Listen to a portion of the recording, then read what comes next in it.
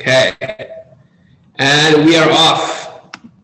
Welcome everyone here and virtually for this last class of the series of meaning, mindfulness, meditation, and meaning. And we've explored within one frame of Jewish tradition where mindfulness and meditation and meaning play a large role in Jewish practice.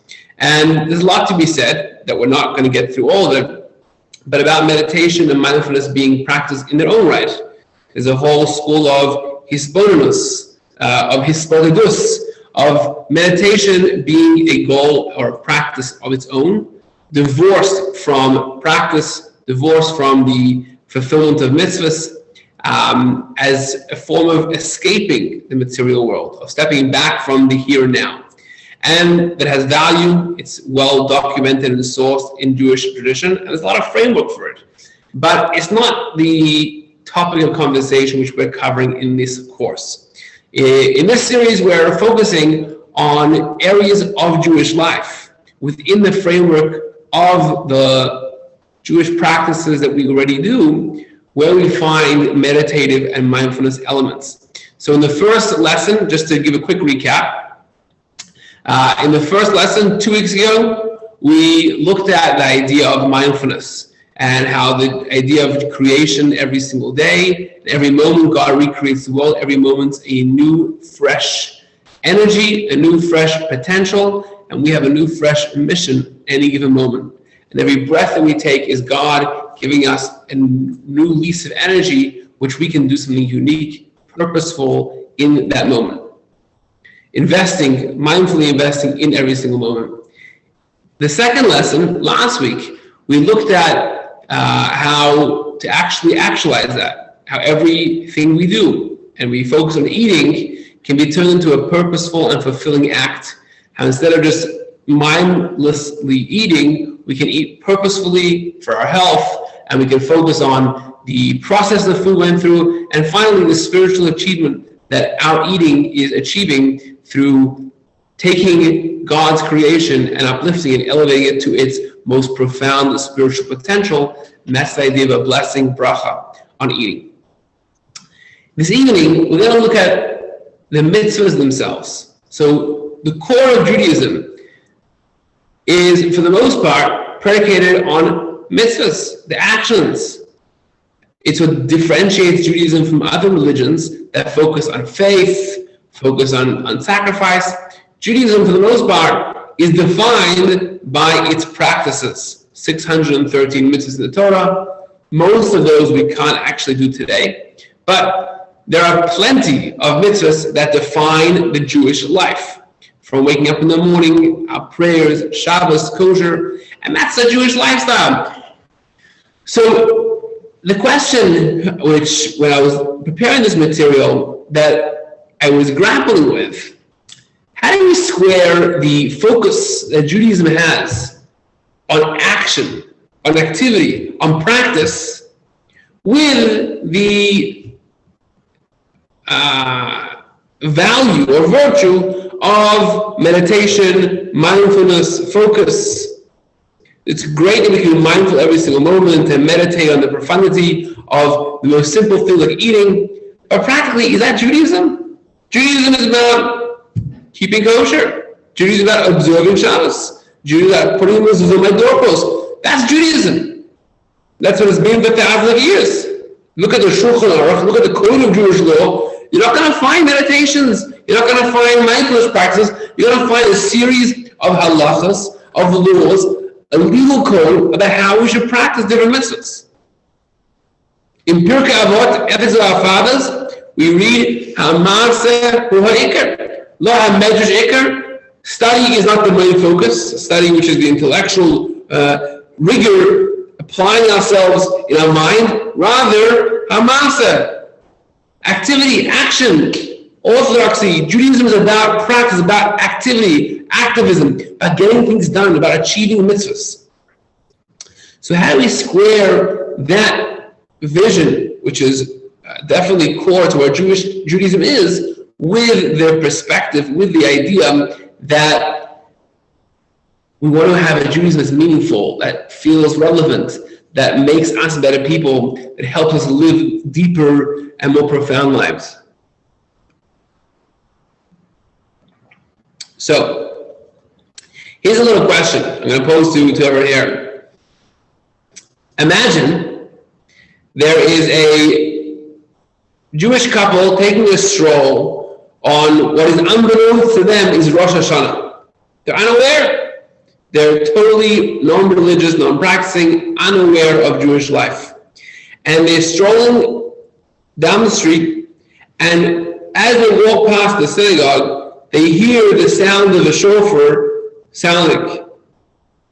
And when the shofar finishes, they realize, hey, it's Rosh Hashanah, of course.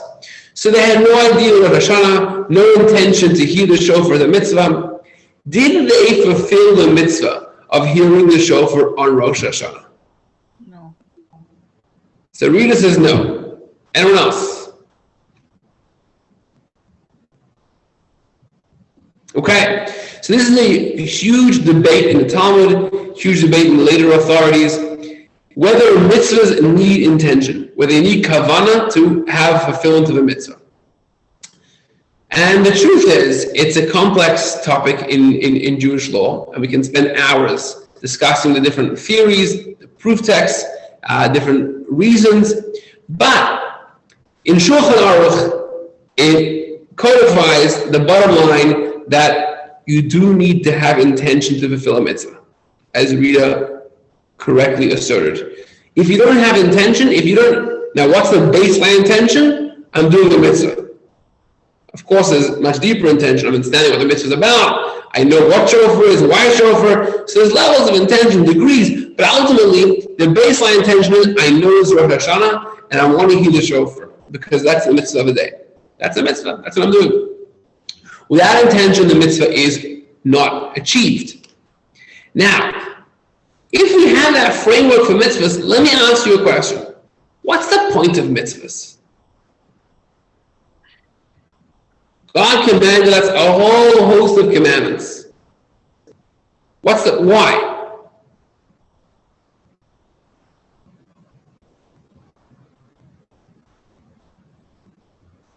So, we might suggest, because this is the lifestyle God is telling us is the best lifestyle for us to live.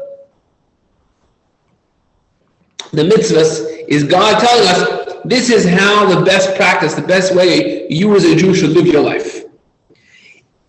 Now, if that's the case, then I would make an argument that you shouldn't need intention when you do a mitzvah. The point is, the mitzvah was done. Let me give you an example. Imagine I'm driving on a highway.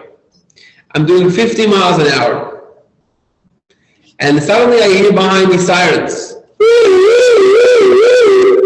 And I'm pulled over by the police. I'm doing nothing wrong. I have my seatbelt on. I wasn't on my phone. I'm only doing 50 miles an hour. The cop comes to the window and says, sir, were you doing 50 miles an hour? I said, yeah, nothing wrong with that. It's a 50-mile-an-hour zone. He says, were you going 50 miles an hour because you intended to keep the speed limit? Or were you doing 50 miles an hour because you happened to be doing that speed? Can you imagine that question? Obviously not. Who cares? The point is, I'm driving safely. Whether I had intention to drive safely or not, I'm doing the right thing. I'm being safe. People around me are safe. I'm keeping the law.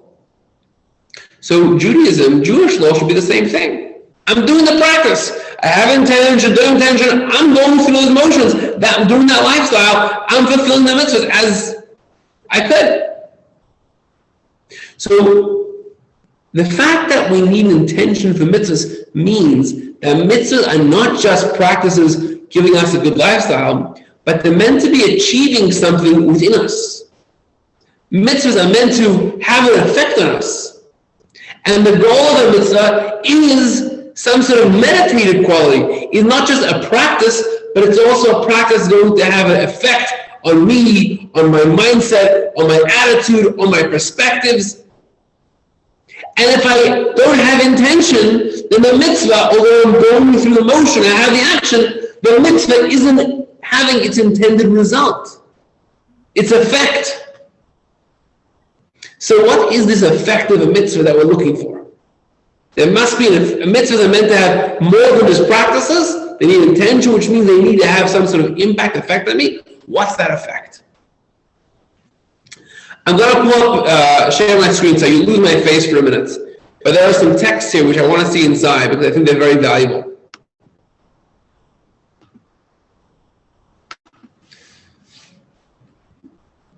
So bear with me here.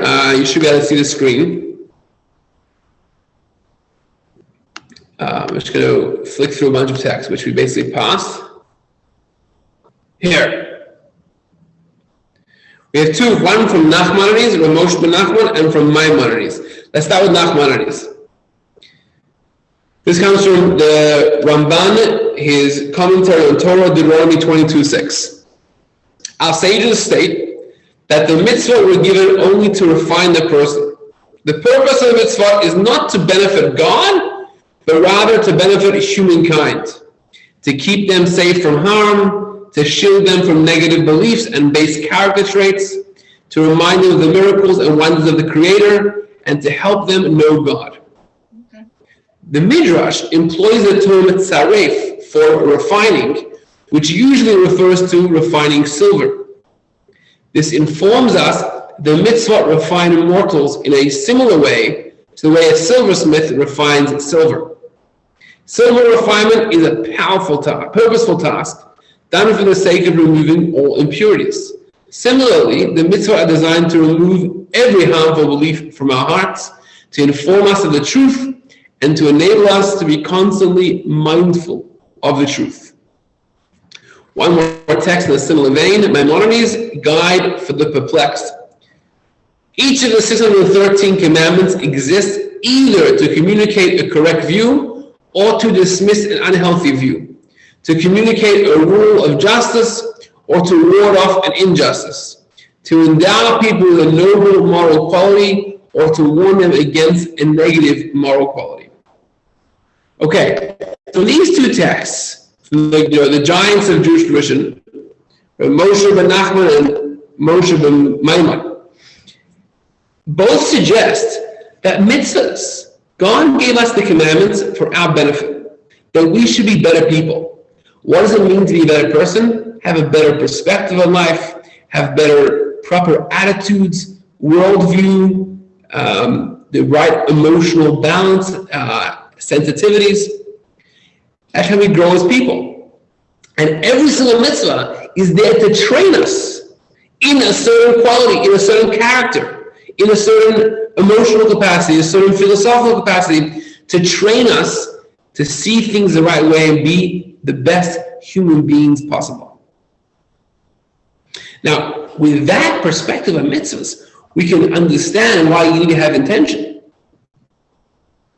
A mitzvah isn't training you with anything if you don't intend the mitzvah. It's almost like you're sleeping. You can have the best professor. If you sleep through class, you don't learn anything. If you're unaware you're performing a mitzvah, the action you did has no effect on you. Isn't training you about anything. Isn't making you a better person. So of course you need intention. Now, the way I like to think about it is, intention, in certain respects,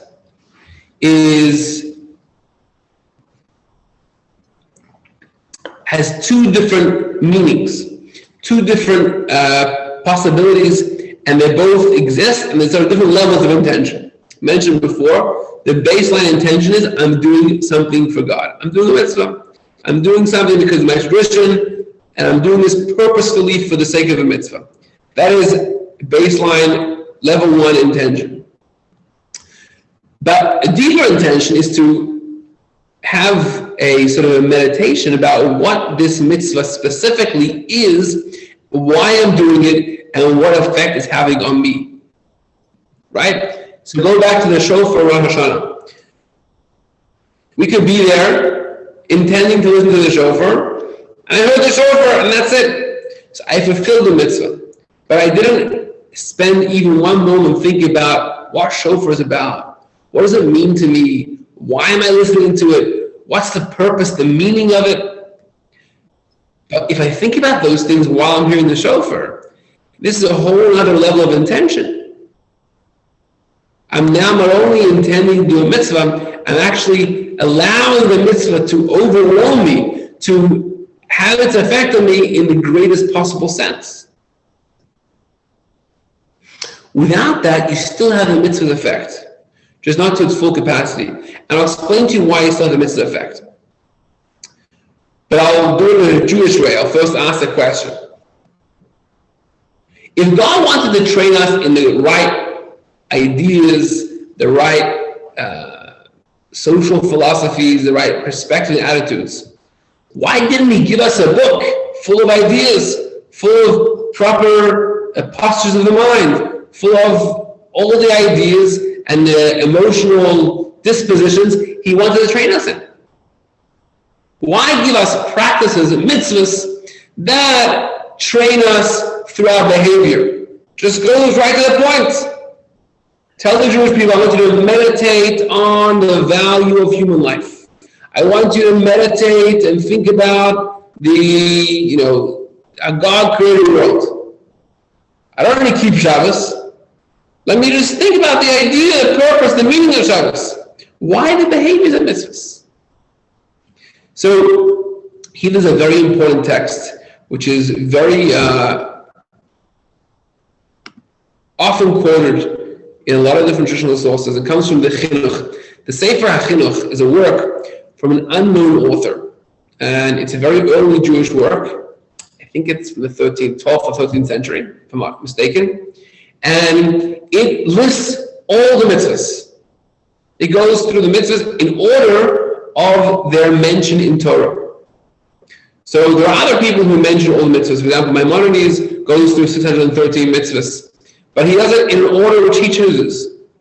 The Chinuch goes parsha by parsha, so you can give any week, open this week's parsha Vayetze, look at the book, what mitzvahs in the parsha this week? Happens to be none. And he lists the mitzvahs with all their very nice, concise form, their details, their application, and oftentimes their reasonings, sort of the purpose of the mitzvah. It's a great work. And in there, he writes the following, and again, I'll share my screen again, just so we can read that inside.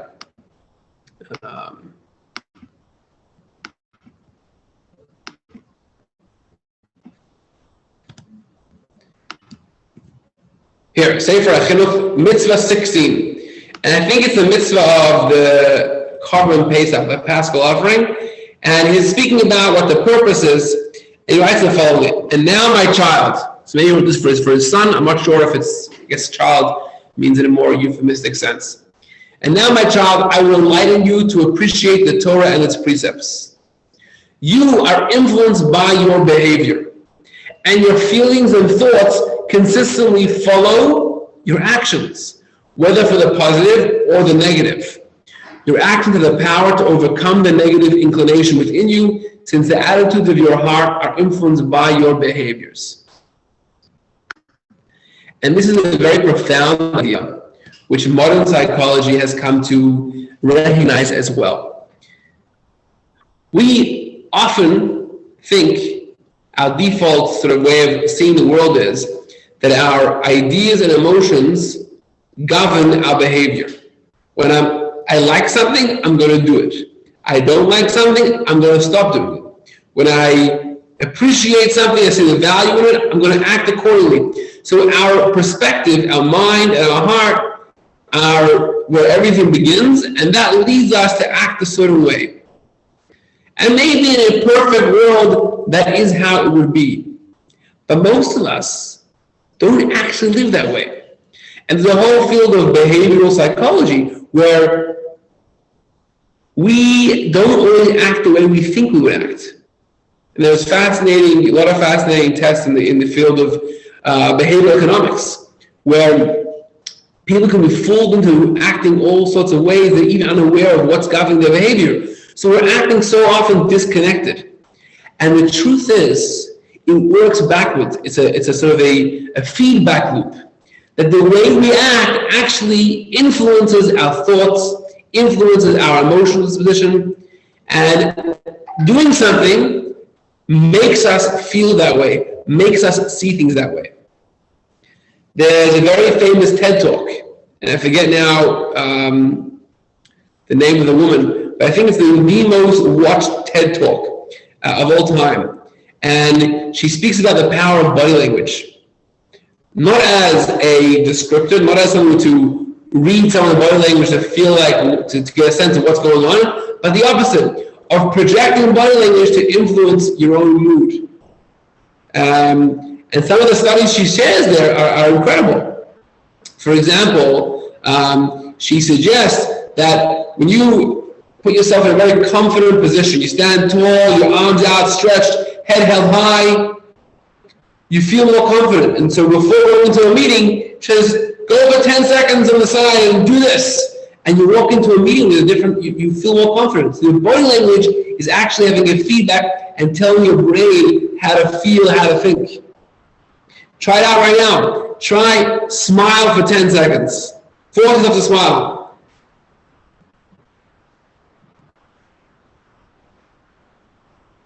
You're going to feel lighter. You feel happier. And the opposite is true. If you force yourself to put a frown on your face for 10 seconds and put a very sad face on,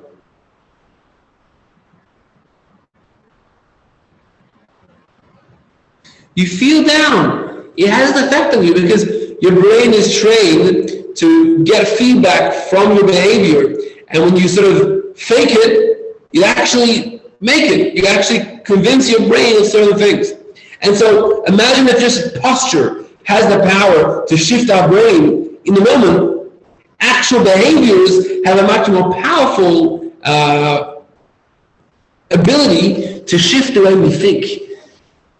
So I could tell you, think differently. I could tell you this is how you should view the world, and you can understand it, but it won't necessarily click. To change the way you think, to change your mind, is very, very challenging, very difficult. And meditation is one tool. We can sit and meditate and really think through an idea and try to work it through and train ourselves. But the mitzvahs are, in a sense, active meditations. They're training our brain not through sitting, being quiet, but through acting a certain way. We're training our brain to see the world a certain way, to have certain dispositions, to understand and appreciate certain values. And so this is the value of mitzvahs, actions of mitzvahs, that actually have the unique ability to train our sensibilities, train our minds. And the way I look at it, and again, the term I haven't seen elsewhere, so I can't tell you it's a verified term, but mitzvahs are actually a form of meditation, an active meditation. Not a meditation of just the mind, but actions that are framing our mind, that are creating brain paths to have certain ideas click.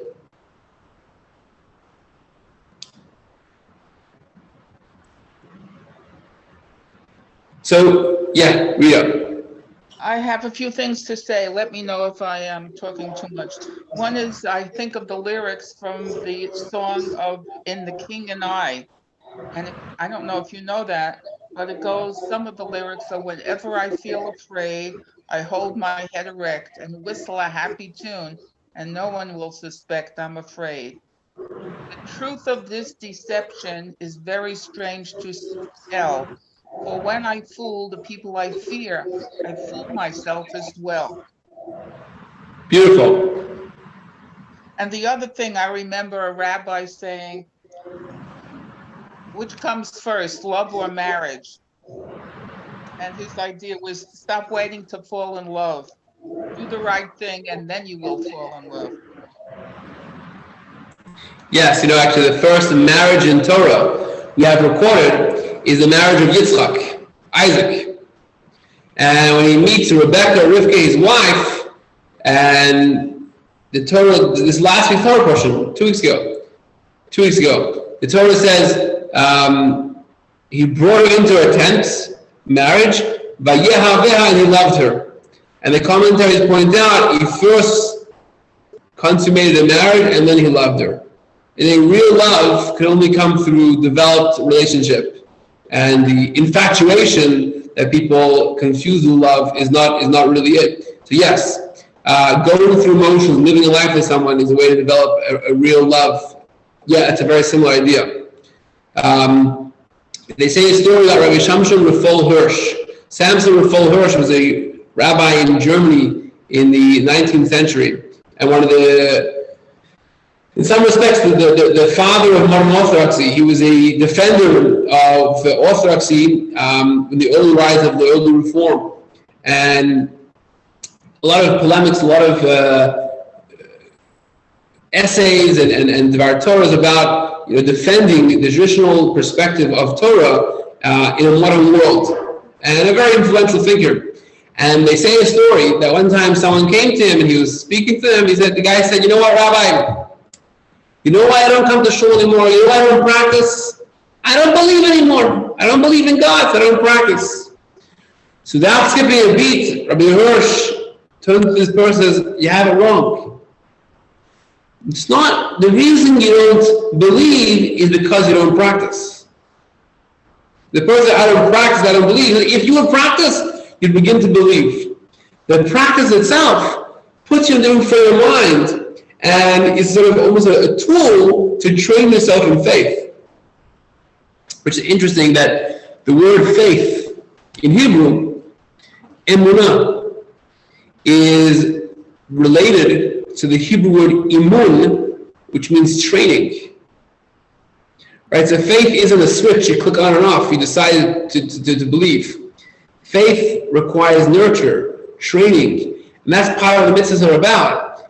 Developing this muscle of faith takes work. What's the work of developing faith? Doing the mitzvahs. Right? And we're going to see now a selection of mitzvahs which many of us do, and look at what's the meditative element, what's the impact, effect this mitzvah is designed to have on each of us. So I'm going to put on the screen a list. And we're going through a few mitzvahs. It's not an exhaustive list, all me, but by any means, here. Okay, so I have here 5 mitzvahs. And I hope we should get through all of them.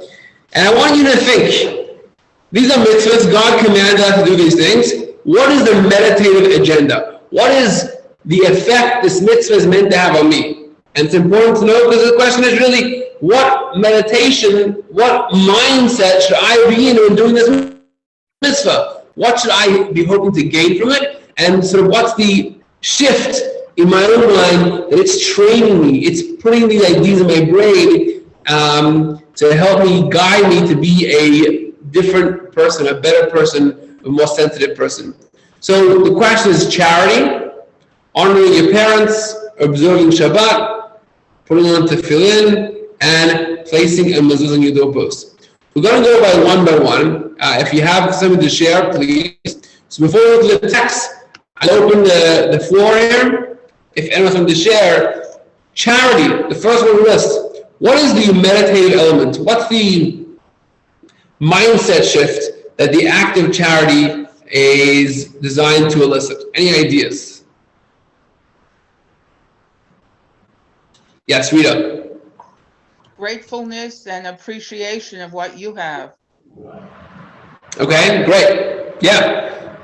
Gratefulness. The truth is, there's no right answer. And I'll tell you why. Most mitzvahs aren't written with their purpose. And it's by design. Because ultimately, there's no one purpose that can sum up a mitzvah. And the mitzvahs are God's commandments to us that are beyond purpose. And we can't say, well, this is the purpose of the mitzvah, and I don't need this purpose, I don't need the mitzvah. No. Mitzvah commandment by God and our Torah, and they're beyond our own human reasoning. But God also wants the mitzvahs to be appreciated, and like we said before, to have an impact on us. So there are different ways that you can trickle down on different people what that mitzvah means to them. So gratefulness is incredible, giving charity, and being a more sensitive person. And tzedakah is an interesting one, because you think about almost like the purpose of charity is that poor people should have what to eat, right? Is charity about me, the giver? It's about the receiver, the recipient. That organization needs to be financed. That person needs clothes. This person needs food. So that's the purpose of charity. Why would we give a personal gain, a meditative quality that I'm gaining through charity? And I'll show you this text. It's a fascinating text that I think is worth bearing in mind about tzedakah in particular. This comes again from the chinuch that work goes to all the mitzvahs. The root of the mitzvah to lend to the poor is that God desired that his creatures become accustomed and train themselves in the characteristics of kindness and mercy. For these are praiseworthy characteristics. And through training their bodies to act according to positive traits, they, means us, will be worthy of receiving goodness. For as we have explained, goodness and blessing fall exclusively on the good. If we're not for this benefit, God could provide the poor with their needs without us. Rather, out of sheer kindness, the blessed God made us his messengers so that we can become meritorious through this process. So this is so much incredible depth embedded in these paragraphs. Yes, Rita. Why does it say lend to the poor and not give to the poor? Lend to the... But you're not lending. That's how you pull this up.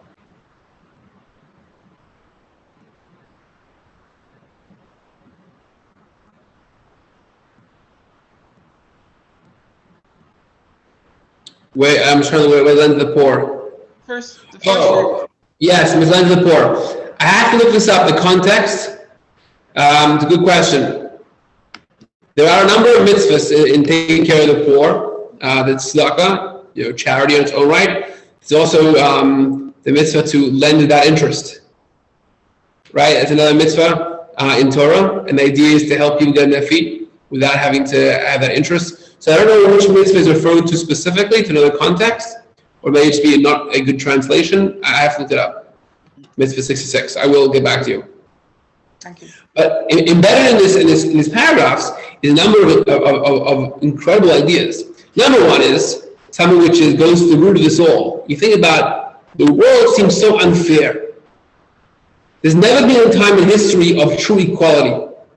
There's always poor and wealthy, class divisions, wealth divisions, status divisions, and it seems almost like unfortunate. God couldn't have made a world where everyone has what they need. There's enough for everybody. It's almost impossible to have a world where there's enough for everybody. It's never been done.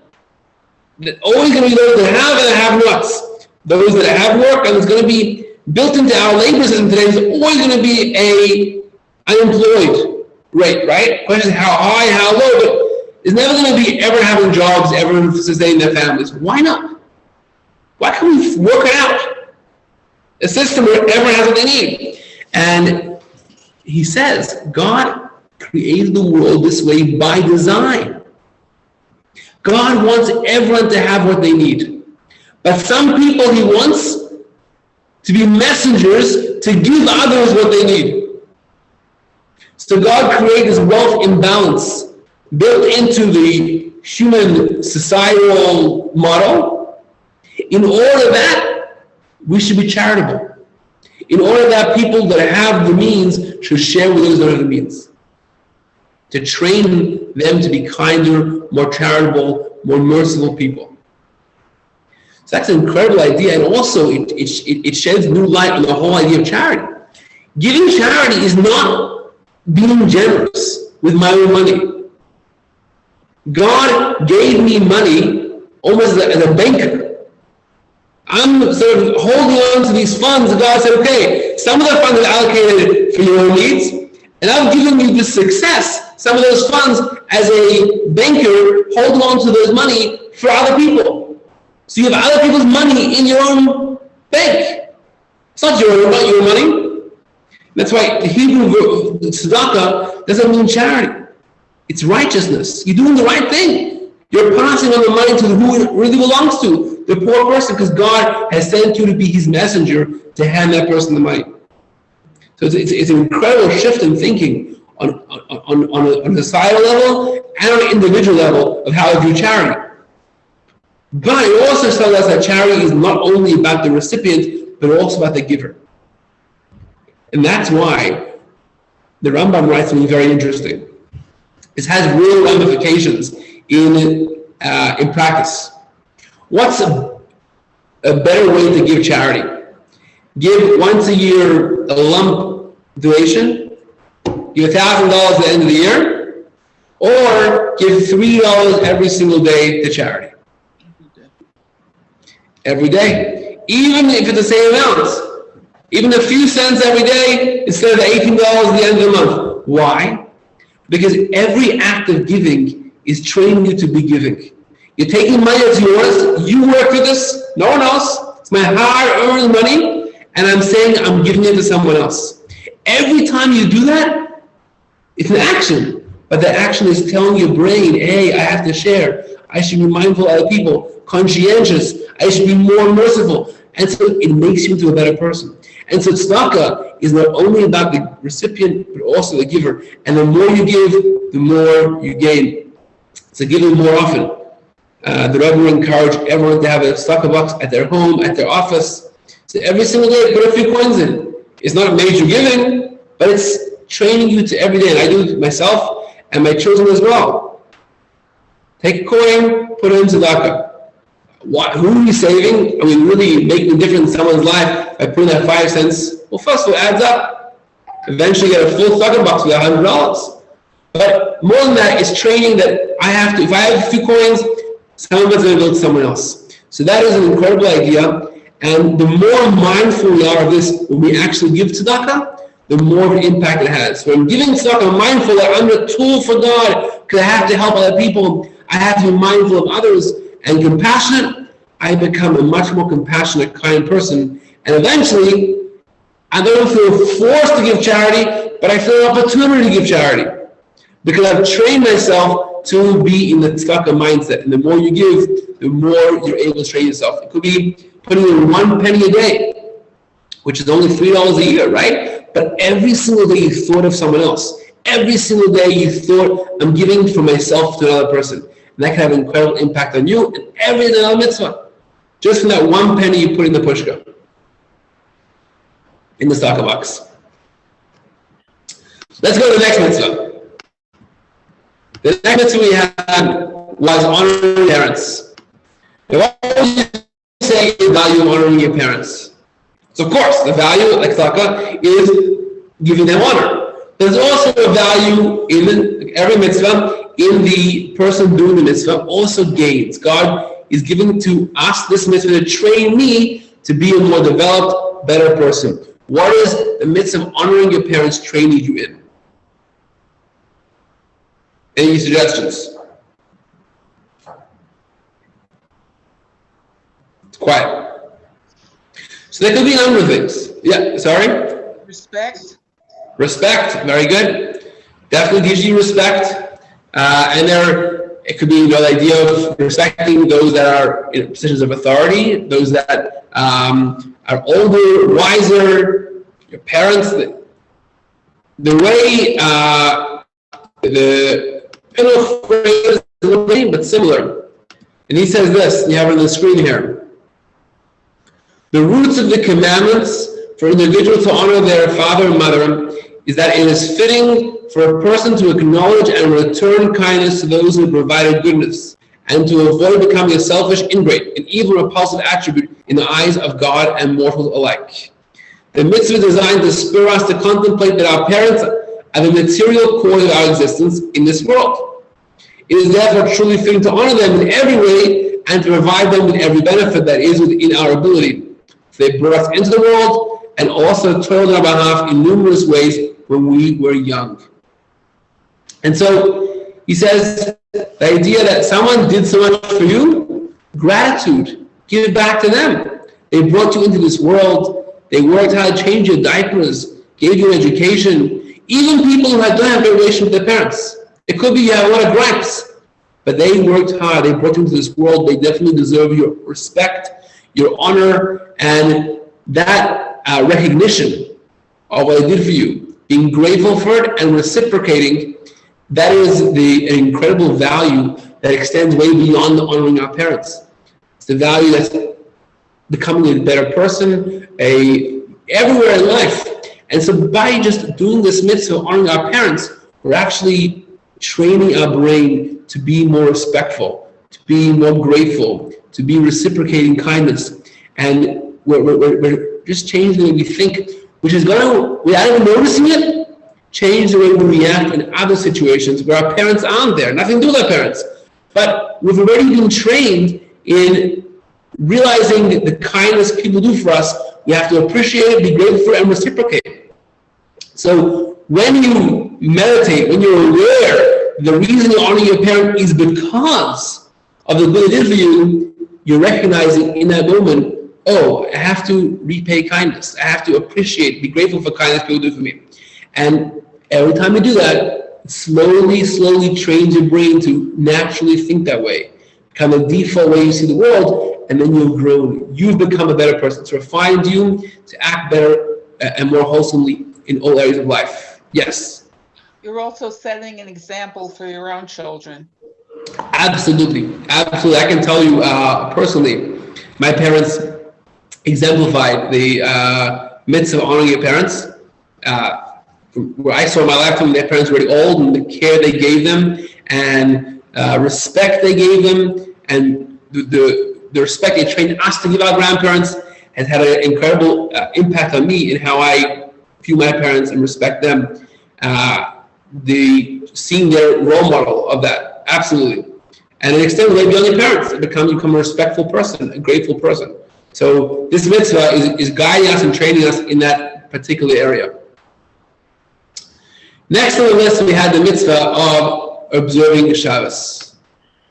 Now, Shabbos, of course, is a great time to spend time with the family, to shut off from the weekday. But what is the idea? What's the mitzvah of Shabbos training us?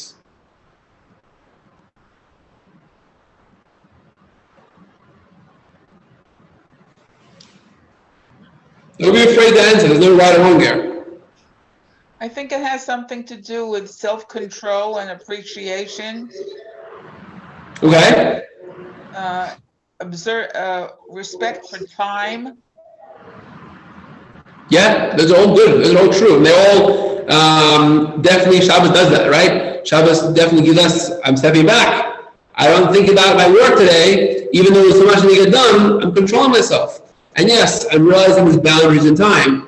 I can't do whatever I want, whenever I want. There's fixed boundaries that are beyond me that I am stepping into as opposed to just do whatever I want. Absolutely. Another idea, and this is, look at the text inside again, just to get it from the source. This comes from this again, the Chinuch, and he says, the root of this commandment, mitzvah 32, which is Shabbat, to abstain from work on Shabbat, is that we should free ourselves from our occupations to honor the day of Shabbat. Thereby instilling within us belief in God's creation of the universe. For this, the belief is the core to which every foundation of our religion is attached. So he says, I can tell you that you should believe in God, believe in a creator. Okay, maybe it's not making a difference in my life. But if I rest every seventh day to mirror creation, and I stop being a creator myself for this day, and I recognize I'm not in control of the world, I'm not achieving anything, I'm not creating, I'm not working, I'm stepping back and recognizing God as creator, going through that motion, making kiddush, lighting the Shabbat candles, resting on the seventh day, is inculcating, even subconsciously and consciously, in my mind to recognize the creator of the world. There's no more powerful way of educating ourselves and others that there is a creator than by every seventh day pausing to reflect on that and mirroring the act and art of creation itself. Resting on the seventh day because God rests on the seventh day. And so actually observing Shabbos and making Kiddush and going through those motions is training ourselves to be more aware and more conscious of there being a creator. And that has a really profound impact, I think, on every area of life. He said every area of Judaism is rooted in this, but I think even beyond Judaism, morality. if someone is deeply aware there's a creator in the world and a purpose in the world, everything they do is going to act in a way that God wants from them. I'm here for a reason. I'm created by God. I can't hurt people. I can't steal. I can't do things wrong because that's going against my purpose. I'm created. God wants me here for a reason. I'm doing something. There's a designer to this world. So Shabbos has the power to develop a very strong moral sense, spiritual sense. Like he says, the root of every single mitzvah is that there's a creator. So it goes to the heart of being Jewish, which is why Shabbos has been one of the foundations of Jewish life throughout our history. As one famous thinker once said, more than the Jews have kept the Shabbat, Shabbat has kept the Jews. Because having Shabbos not only anchors us in time, in our family, in our communities, but also in our faith.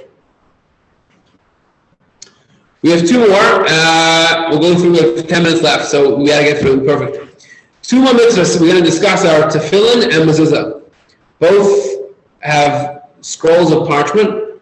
Tefillin is bound on our arms and head, and the mezuzah on the doorposts. So what's the purpose of these mitzvahs? These are more ritual mitzvahs than the previous ones we've discussed. And I specifically selected a spectrum of mitzvahs that have both practical, personal value, and also spiritual value. But what is the purpose of tefillin and mezuzah?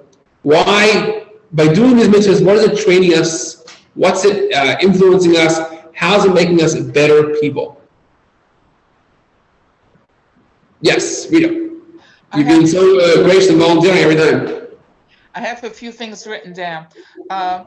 The importance and power of prayer, because when we put on tefillin, it's prayer. Following instructions. Pride, these are visible signs.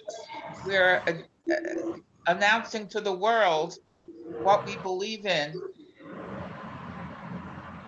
So those are my ideas. All beautiful, beautiful ideas. And they all have sort of, a lot of them are rooted in our traditional text. It says, tefillin, we wear tefillin on your arms, and the nation of the world will be impressed and afraid of you. See God's on your arms, the pride we have. Absolutely. And Mezuzah, the same thing. On the doorpost is a brazen act of Jewish pride, showing the world outside that this is a Jewish home and a very proud Jewish home. Yes. But there's other ideas as well, and I'll share those. Tefillin is interesting.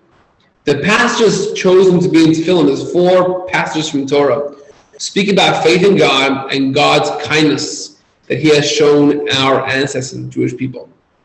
And those are articles of faith, belief. We wear on our head, next to our mind, our brain, and our arm, next to our heart. And the idea is like this. Our faith, our values can often remain very abstract and don't necessarily trickle down into practice. The example I love using comes from the Talmud. The Talmud shares a little anecdote about a thief that is about to break into a home. And he pauses to pray to God that he be successful. And the irony here is quite obvious.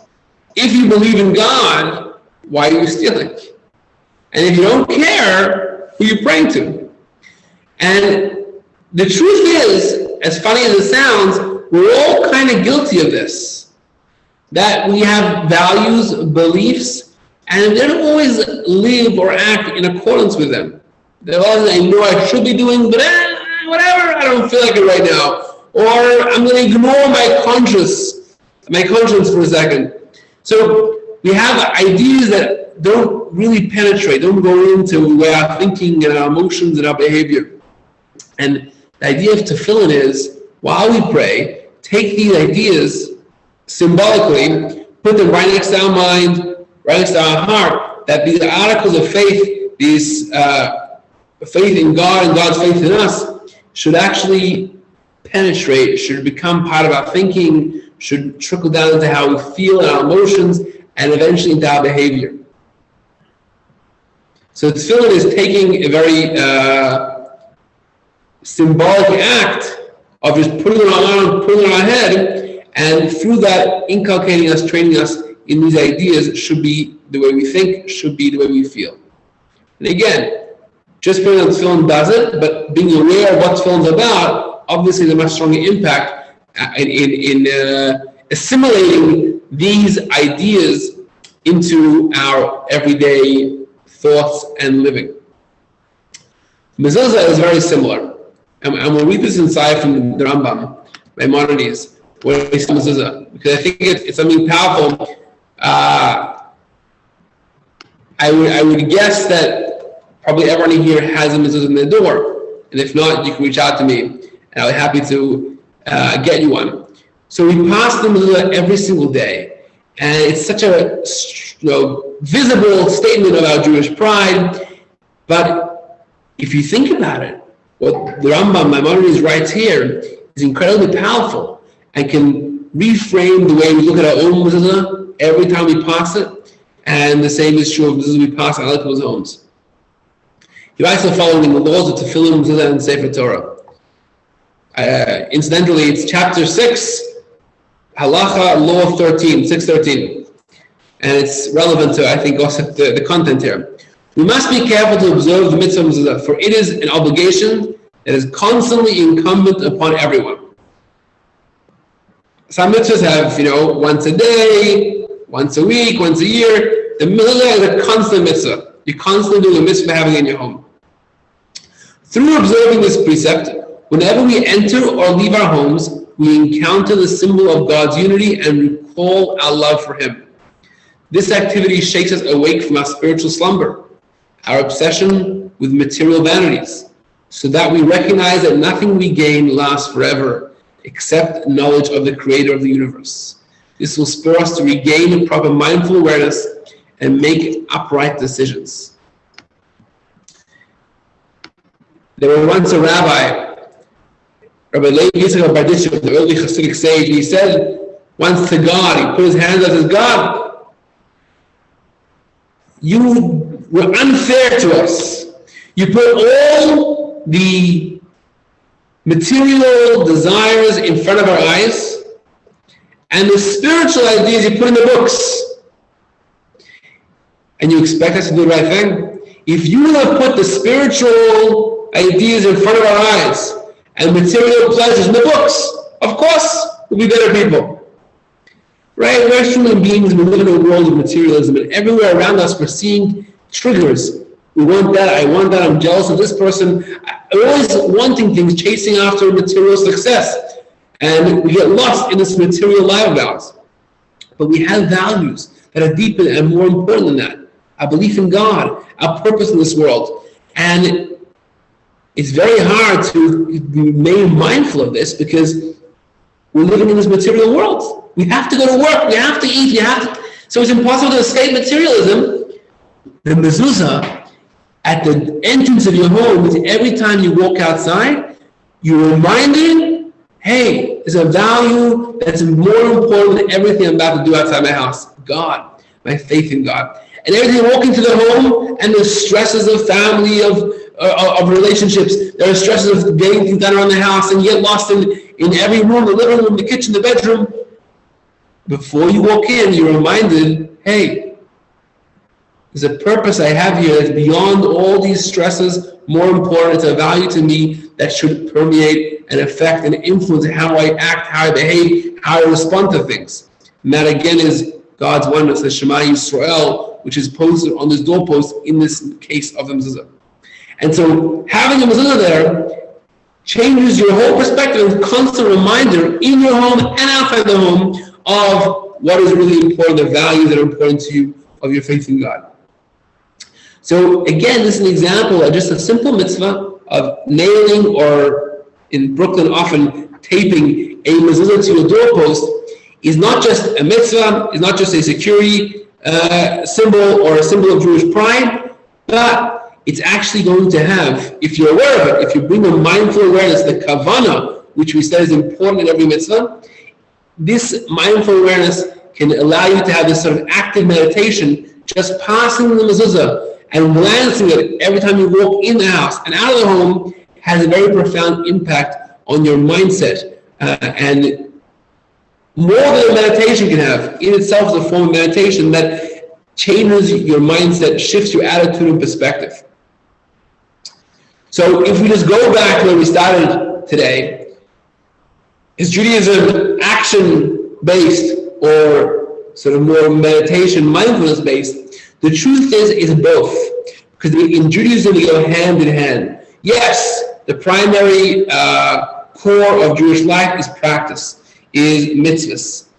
But the mitzvahs are designed in order to shape our attitude and perspectives.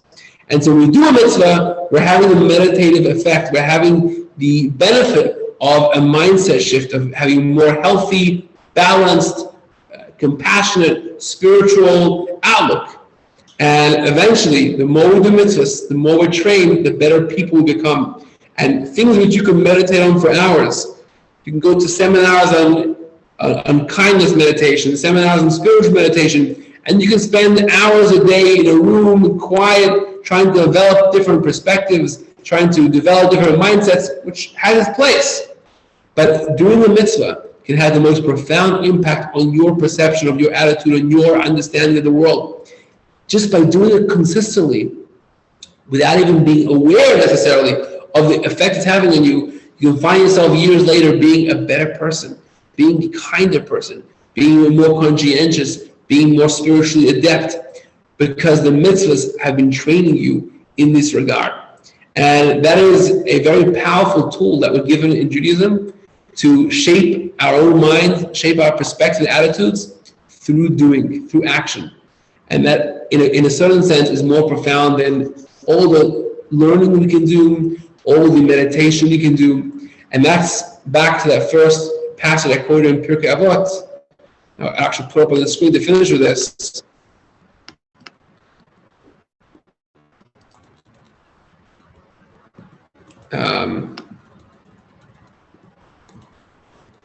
All the way back here.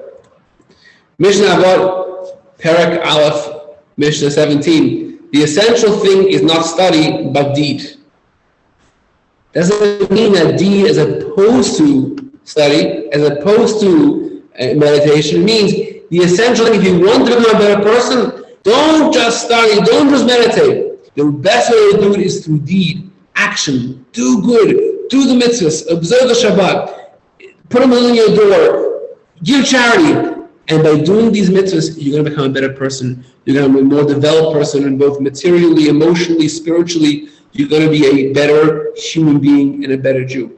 And the actions themselves are meditations, are training us to have a more developed brain capacity and better attitudes and perspective in the world. Any questions, comments, rebuttals? Good job, Rabbi. Thank you. Thank you, Rita. Thank you for joining and being a part of this series. It's been a wonderful 3 weeks. God willing, there will be a class on Hanukkah coming up in a couple of weeks. I will send an email about it, a Hanukkah class, and then in January we have a 3-part series on Jewish business ethics. It's going to be the same time, Tuesday evenings, 8 o'clock. That's up on the Jira website, I think it should be, the business ethics, if you want to check that out. But more information will come out in the next few weeks. Looking forward to that. Also, throw in here a plug. We're coming away before Hanukkah, the Shabbat before, on Friday, December 16th, we're doing a community Shabbat dinner. And we're trying to gather as many people from across the community to show Jewish strength, Jewish pride, which is especially important now. So if you can join us on the 16th, we'd love to see you and your family and celebrate Shabbat with the community, eat, drink, sing, schmooze, and celebrate the joys of being Jewish and the joys of Shabbos. That'll be December 16th. Have a wonderful evening. Thank you all for joining here. And I hope to see you all soon. Good night. Thank you.